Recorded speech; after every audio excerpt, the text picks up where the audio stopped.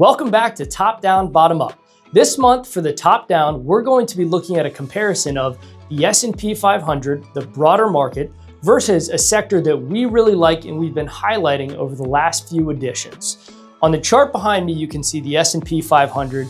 You can see the strong move up from the April bottom with the tariff tantrums. But recently, you can see that the chart is just really consolidated. You haven't seen a lot of movement, and that's frustrating as a passive investor in an index because you're not seeing a lot of return. Now on the screen behind me, look at the energy index and look at how different it is. You see the consolidation happening in the middle of 2025, and then you see a strong move higher recently. Comparing those two, the S&P is hardly up at all this year in 2026, while energy has a significant gain. That's really the difference of why we're actively managing these portfolios and not just buying the S&P 500. I'm not going to spoil anything, so I'm going to turn it over to Brian for the bottom up to take a look at the activity in the portfolios over the last 30 days. Okay, it's time for the bottom up look.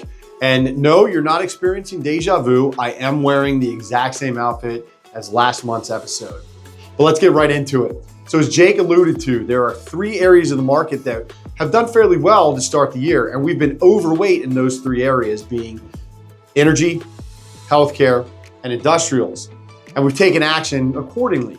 In the energy sector, we actually sold the energy sector fund, XLE, and we sold some of our position in Exxon, both for double-digit gains.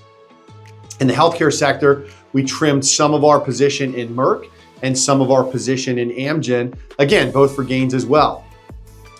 We still like industrials, and our stock of the month is actually Boeing, and we've been adding to our Boeing position, and you can read more about that in Stock Stories. So as always, this has been Jake and Brian with Top Down, Bottom Up. Stay in touch with Econ Wealth.